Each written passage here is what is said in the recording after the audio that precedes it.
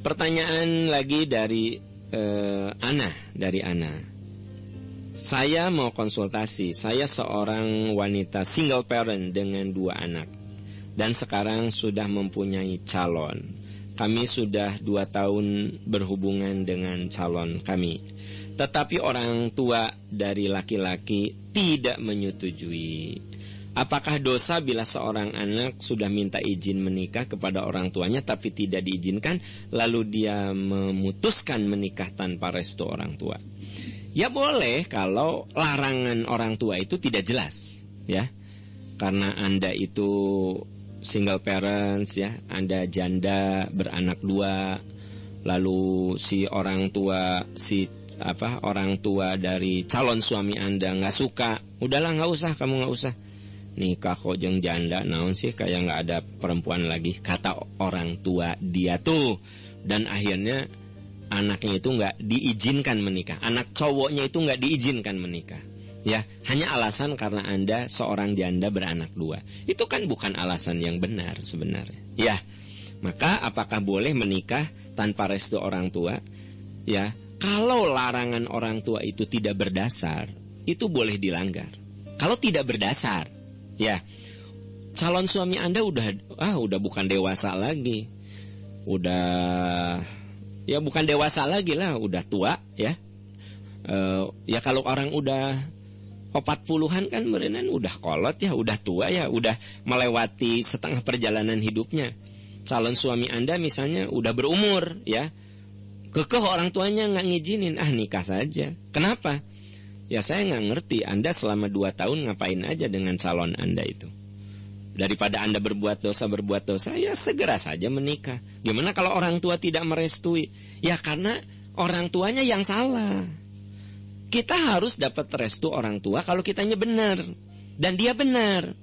Kalau kita benar tapi orang tua nggak benar, nah makanya ada keterangan la ta'ata fi ma'siyatil khaliq. Tidak boleh taat kepada orang yang menyuruh maksiat. Jadi kepada orang tua wajib taat. Kalau nyuruh maksiat, la ta'ata, tidak ada taat. Tetapi kalau kita lihat dalam surat Luqman, tentu saja kita harus tetap berbuat baik kepada mereka. Wa in jahadaka ala an tusyrika bima laisa laka bihi ilmun fala tuti'huma wa shahibhuma fid dunya ma'rufa.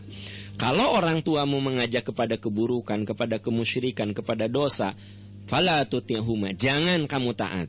Wa shahibhuma fid dunya ma'rufa, tapi bergaullah dengan mereka secara santun, perlakukan mereka secara baik. Nah kalau Anda sudah 2 tahun melakukan pendekatan dengan orang tua, calon suami Anda tetap kekeh, pokoknya ayah nggak akan merestui kalau kamu nikah sama janda. Nah kan sebenarnya alasan yang tidak syar'i. Kecuali kalau begini, ayah sampai mati nggak akan merestui kalau kamu nikah tidak dengan yang seiman. Nah ini orang tua benar.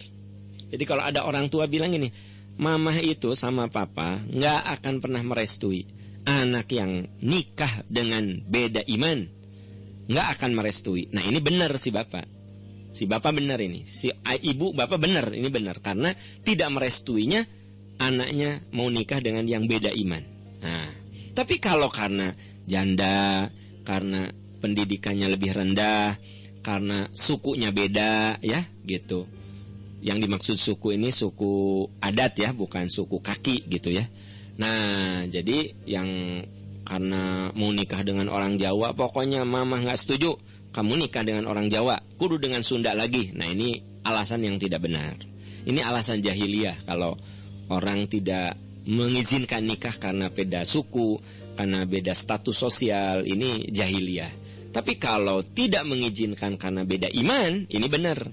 Nah saya lihat orang tua dari calon suami Anda ini tidak tepat kalau menghalang-halangi anaknya untuk nikah dengan Anda yang notabene Anda seorang single parents, Anda punya anak 2 dan Anda tidak bersuami. Nah ya, otomatis ini bisa saja nikah tanpa restu, tapi tetap Anda nanti harus berbuat baik, santun kepada mertua Anda. Ya, itu sebuah keharusan. Terus adakah doa yang bisa kami panjatkan agar diberi kemudahan oleh Allah? Ya, doa mah pakai bahasa Anda sendiri saja. Ya Allah, ya Rahman, ya Rahim, bukakan hati calon mertuaku agar bisa menerima aku, bukakan pikirannya, bukakan hatinya, mudahkan kami pada jalan pernikahan yang diridhoimu. Itu contoh lah ya. Tidak harus begitu, kurang lebih seperti itulah. Anda bisa berdoa dengan bahasa yang Anda fahami dengan bahasa kita. Kalau di dalam Ramadan ini kita dianjurkan untuk memperbanyak doa. Kata Nabi, salah satun la turadu da'watuhum. Ada 3 kelompok yang doanya dikabul. Pertama, da'watul walidain, doa orang tua. Yang kedua, da'watus shaimi hatta yuftira, doa orang yang berpuasa hingga berbuka. Dan da'watul musafir, doanya orang yang sedang safar. Mujang-mujang nanti kalau sedang safar ya, perbanyak doa. Itu afdol. Kemudian kalau kita sekarang lagi berpuasa, perbanyak doa, itu afdol. Doanya seperti apa? Terserah menurut Anda apa yang mudah diucapkan dan bisa mewakili perasaan, pikiran, beban yang sedang Anda hadapi. Anda bisa berdoa pada Allah Subhanahu wa ta'ala.